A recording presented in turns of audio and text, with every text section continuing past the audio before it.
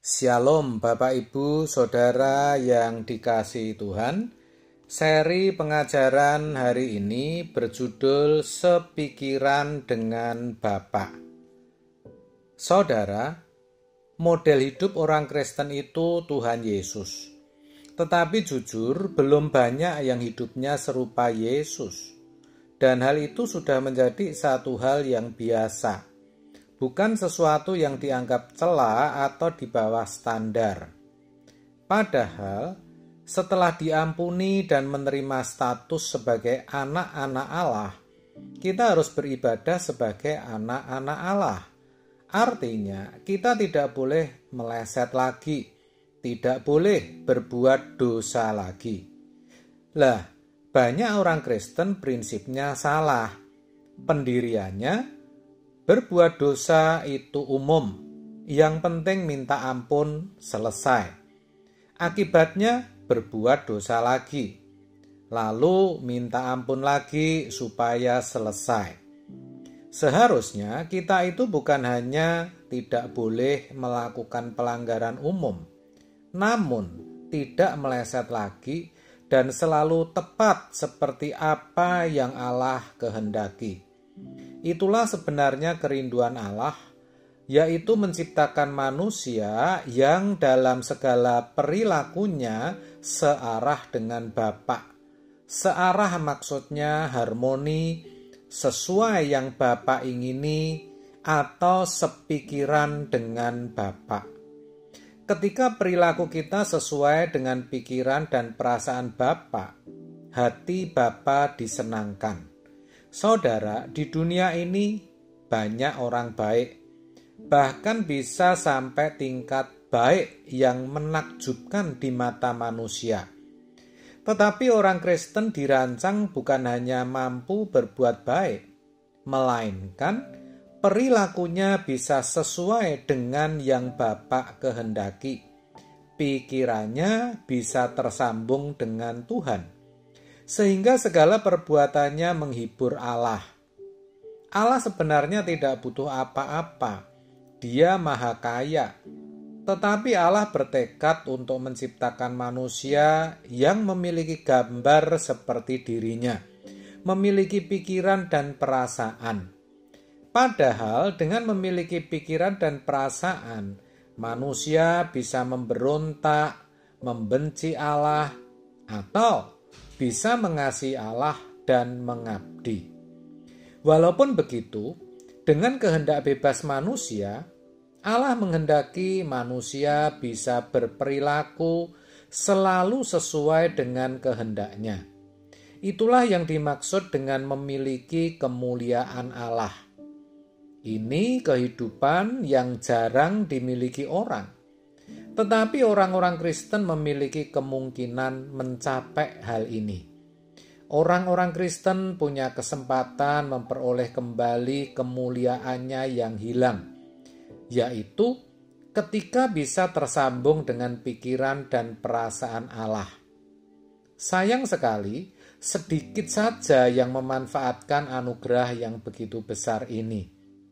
Sebaliknya, yang kita lihat di dunia ini, justru kekristenan mengalami kemerosotan, dan kita mewarisi kekristenan yang merosot ini. Kekristenan yang seakan-akan boleh ditawar.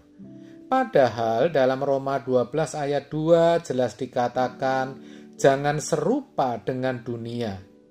Kata jangan berarti kita tidak boleh main-main. Sebagai orang tua atau pimpinan, kadang kita memerintahkan anak atau bawahan untuk tidak melakukan sesuatu hal. Jangan begitu.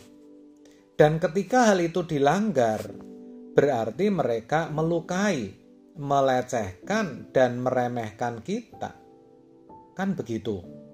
Tetapi karena standar kekristenan yang sudah jatuh, kita kompromi, permissible. Akibatnya semua kita rusak, kacau.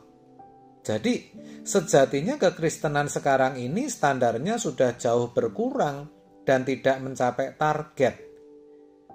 Dan itu keadaan yang sangat berbahaya, karena suatu hari nanti kita akan ditelanjangi Tuhan, dan Tuhan berkata, "Aku tidak kenal kamu."